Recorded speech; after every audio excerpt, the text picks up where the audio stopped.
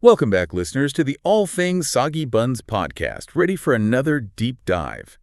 Today we are tackling a recipe that, well, it really caught our eye.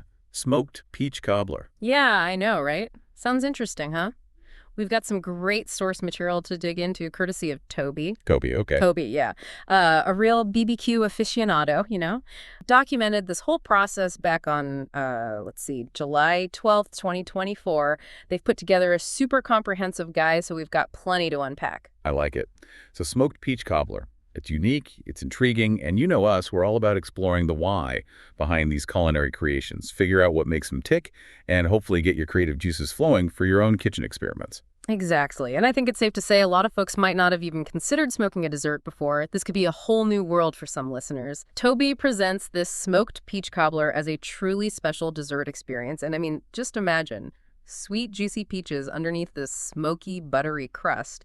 That alone has my mouth watering. Oh yeah, it paints a pretty tempting picture, I gotta admit. And what's great is Toby stresses it's not some super complex, high-level technique.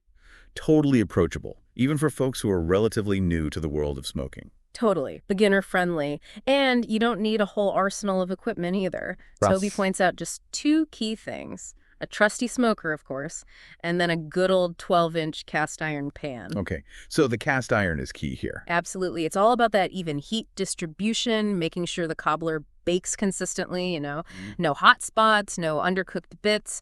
And then, of course, you've got the smoker, which is, well, that's where that signature smoky flavor comes into play. Right. So the smoker's doing the heavy lifting on the flavor front. You could say that. And the method itself is pretty clever, too. Like, they place the cast iron skillet right on the smoker grates from the very beginning.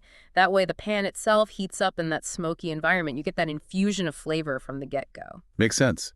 So the pan's not just a vessel. It's almost like an ingredient itself, soaking up all that smoky goodness. Exactly. It's a very direct way to infuse that flavor into the cobbler.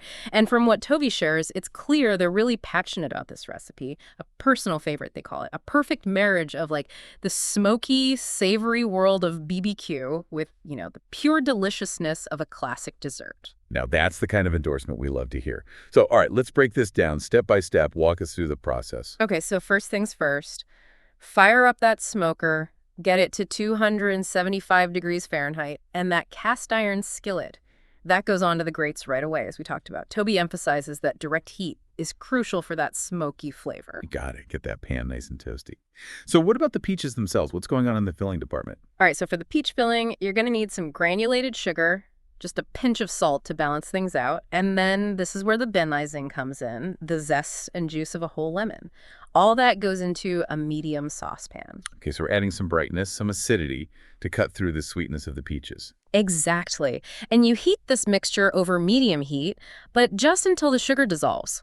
Should only take a minute or two. No need to cook it down or anything. Just a gentle heat to create that nice syrupy base for the peaches. Right. And speaking of peaches, you'll want to have about 4 cups of them, peeled, cored, and sliced, ready to go. Then you pour that warm, sugary, lemony mixture right over those beautiful peach slices. I can already smell it. Oh, yeah. And a good stir, just to make sure every slice is nicely coated, soaking up all that flavor. Now, while that's happening, let's go back to that cast iron skillet that's been patiently warming up in the smoker. Okay, so the pan's been prepped, the peaches are getting their flavor on. What's next? It's butter time. You carefully take out the hot skillet and add 6 tablespoons of salted butter right in there. Then back into the smoker it goes, lid closed, to let that butter melt completely. Oh man, I can only imagine the aroma inside that smoker right now. Right, a little sweet, a little smoky, a little buttery, pure heaven. And that melted butter, that's going to be our base, our foundation for the cobbler. Think of it as a luscious, buttery stage for the peaches and the batter to, do their thing. I like the analogy. So while the butter's melting, we've got the cobbler batter to whip up. What are we working with there? All right, so grab a separate bowl, and we'll combine 1 cup of all-purpose flour, another cup of granulated sugar, 2 teaspoons of baking powder. That's our leavening agent. Going to give the cobbler some lift. Baking powder. Got it. What else? A 1/4 teaspoon of salt, just a pinch. And then for that warm, cozy vibe, 1/2 teaspoon of ground cinnamon and 1/8 teaspoon of ground nutmeg. Oh, nice. Those spices are going to complement the peaches perfectly. Absolutely. Classic pairing for good reason. And once those dry ingredients are all mixed together, we'll gradually stir in 3/4 of a cup of whole milk. Just mix it until it's combined. Combined, but not necessarily perfectly smooth. Exactly. Toby actually gives us permission to have some lumps in the batter, which is always a relief, right? They'll mostly disappear during baking. That's good to know. So now we've got our beautifully prepped peaches, our slightly lumpy but totally acceptable batter, and our skillet full of melted smoky butter. It's assembly time. Showtime. All right, so here's where it gets interesting. You pour the batter directly over that melted butter in the skillet, and listen closely. Do not stir. Do not stir. Got it. Why is that so important? It's all about creating those layers, those textural contrasts that make a cobbler so special. You'll have that buttery base, then that slightly denser batter, and finally the fruit nestled on top. It all plays a part in the final magic. Oh, I'm just trying to get the picture. So the batter goes in, no stirring, and then we carefully spoon those sugared peaches, and don't forget any of the delicious juice that's collected in the bowl, right on top of the batter. It's all coming together now. I can practically taste it. Yeah. All right, so the cobbler is assembled. It's ready for its smoky spa treatment. What happens next? Into the smoker it goes. Close the lid, take a deep breath, and let that smoker work its magic for about 60 to 70 minutes. An hour, give or take. Now, how do we know when it's done? Perfectly done. Great question. Visual cues are key here. We're looking for those edges to turn a beautiful golden brown, and the batter should have bubbled up and mostly settled on top of the peaches. That's the sign that everything's cooked through, and those flavors have mingled beautifully. So keep an eye on it, but don't rush the process. Right, and once it's ready, carefully remove it from the smoker. Remember, that cast iron is going to be super hot. Let it cool for a bit before digging in. Safety first, and then the serving suggestion that really seals the deal. A generous scoop of cold vanilla ice cream. It's the perfect contrast, that cool creaminess against the warm, smoky, sweet cobbler. Toby called it heavenly, and I couldn't agree more. Oh, that's a flavor combination that's hard to beat. Classic for a reason. Now, being the BBQ guru that they are, Toby doesn't just leave us with the recipe. They also offer some really helpful tips for success. Right, like choosing the right peaches. They recommend ripe, juicy peaches, obviously. You want that little bit of give when you press them, that fragrant aroma. Canned peaches can work in a pinch, but avoid frozen.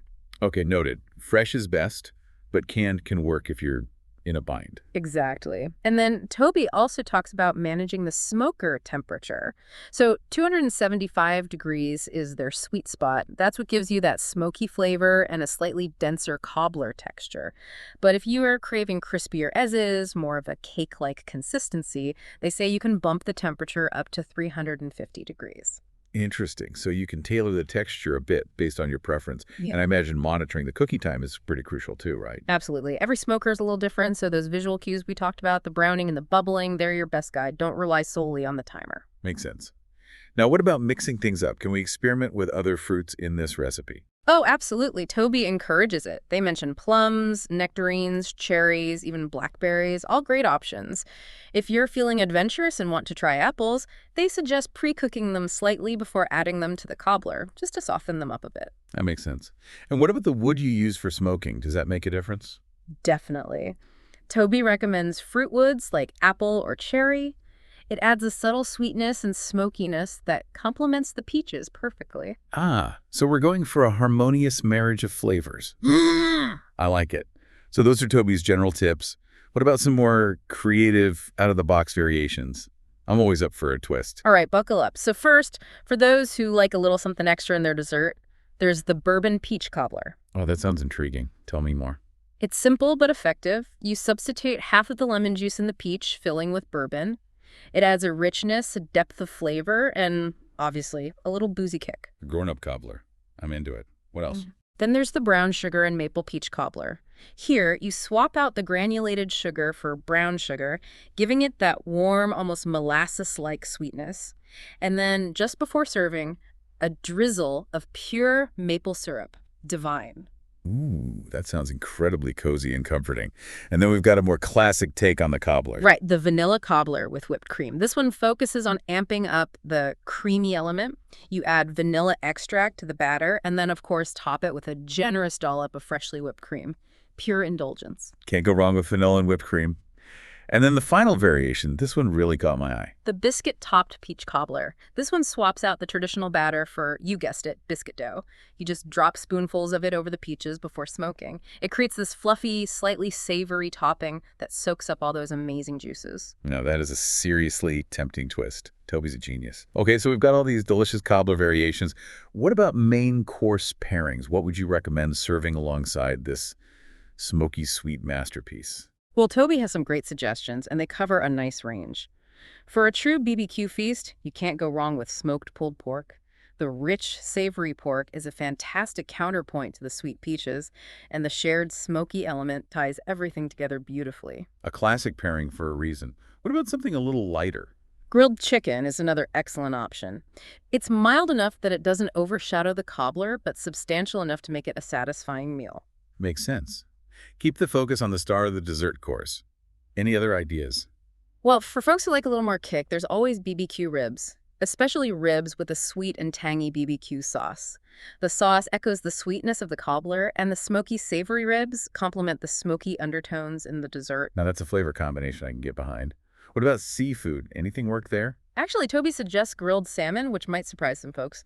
But the richness of the salmon holds up really well against the sweetness of the cobbler, and a squeeze of lemon on the salmon ties into the tartness of the peaches. Interesting. It sounds like there's a smoked peach cobbler pairing for every palate. Now, before we wrap things up, Toby, being the thoughtful BBQ expert that they are, has included a helpful FAQ section to address some common questions. Right, always thinking ahead. So, first up, can you use canned peaches? The answer is yes, you can, especially if fresh peaches aren't in season. But Toby stresses that fresh is always best. If you do use canned, drain them well. Nobody wants a soggy cobbler. Agreed. So fresh is preferred, but canned can work in a pinch. What about storing leftovers? Leftover cobbler will keep well in the fridge for up to 5 days, as long as you store it in an airtight container. Okay, so you can enjoy it for a few days after making it. Nice. And we've already touched on some main course pairings, but are there any other suggestions? Toby reiterates some of the classics we discussed, like pulled pork, chicken, ribs, salmon. They even mention black bean veggie burgers as another interesting option based on some other content on their site. A veggie burger option, that's great. And any final tips for streamlining the process? Absolutely. Toby suggests prepping some components in advance. You can slice and sugar the peaches ahead of time, even mix up the dry ingredients for the batter. It makes the final assembly much smoother, especially if you're entertaining. Excellent advice. Preparation is key. So, all right, let's take a step back and really appreciate what Toby has shared with us. This smoked peach cobbler, it's more than just a recipe. It's an invitation to step outside our comfort zones to explore the unexpected. I completely agree. You know, we often associate smoking with savory dishes, but this recipe really challenges those assumptions. It shows us that smoke can enhance and elevate sweet flavors just as beautifully, creating something truly unique and memorable. And, you know, it's not just about the recipe itself. Toby's enthusiasm, their willingness to experiment and share their knowledge, that's what truly inspires. Absolutely. And remember, folks, you can find all sorts of delicious eats, maybe even some inspiration for your next smoked creation at Soggy Buns, your Maryland-based food truck and catering service. Visit us online at soggybuns.com to see our latest menus and catering options. So what does this all mean for you, our dear listeners? It means there's a whole world of flavor waiting to be discovered. Don't be afraid to experiment, to play with those unconventional combinations. You might just surprise yourself with what you create. Couldn't agree more. Now, one final thought to leave you with. We've explored the magic of smoked peaches. But what other sweet treats could benefit from a kiss of smoke? What about marshmallows for a next-level s'more? Or maybe even brownies for a deeper, more complex chocolate experience? The possibilities are endless, so get out there, fire up those smokers, and get creative. And as always, thank you for listening to the All Things Soggy Buns podcast. Until next time, happy smoking.